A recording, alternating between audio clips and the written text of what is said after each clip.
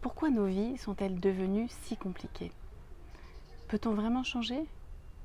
Comment est-ce possible qu'il ne me reste plus assez de temps pour faire toutes les choses qui me semblent importantes justement? Pas une semaine ne passe sans que je ne reçoive une question comme celle-là. Elles sont adressées à la psychologue que je suis. Elles émanent de femmes que j'accompagne, ainsi que d'autres que je ne connais pas et qui m'écrivent via les réseaux sociaux. Ces femmes ont un toit confortable, un cerveau agile, un travail valorisant, une vie de famille. Conscientes de leur chance, elles veulent réussir leur vie de couple, leur vie de mère, leur vie professionnelle. Après plusieurs années à déployer leur énergie pour tout mener de front, elles arrivent dans mon cabinet avec le sentiment douloureux d'être devenues des robots, sans cesse en action, manquant de temps pour tout.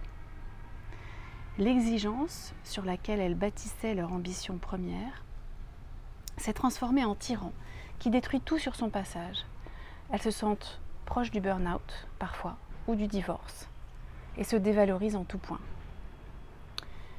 Le voyage que je leur propose de faire vise à retrouver leur capacité à jouer de leur petite musique intérieure. Il consiste bien souvent à réunir les parties divisées d'elles-mêmes. Ranimer l'intelligence émotionnelle, souvent négligée au profit de l'intelligence rationnelle. Réinvestir leur vie intérieure, fréquemment tapie dans l'ombre de leur vie sociale. Redonner une place à l'être, écrasé par le faire qui occupe tout le terrain. Nommer leurs aspirations, ensevelies sous les injonctions extérieures ou intérieures, etc. De ce mouvement de réconciliation avec elles-mêmes et avec leur histoire, va naître la sensation d'être dans chaque facette de leur vie, à leur juste place, avec la possibilité de vivre des relations apaisées avec les autres. Ce livre, loin d'être un recueil de théories psychologiques ou de principes universels, est tissé d'histoires de femmes que j'ai accompagnées pour les aider à changer leur regard, à commencer par leur regard sur elles-mêmes.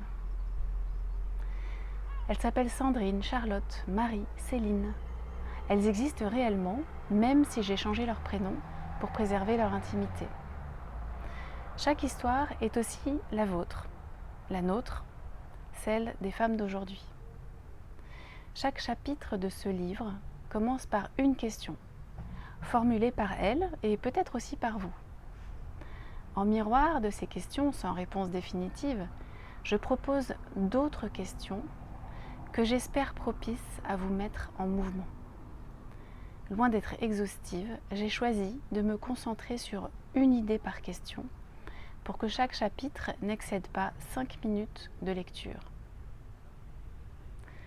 Et si la qualité de votre vie dépendait des questions que vous vous posez? La suite, là-dedans.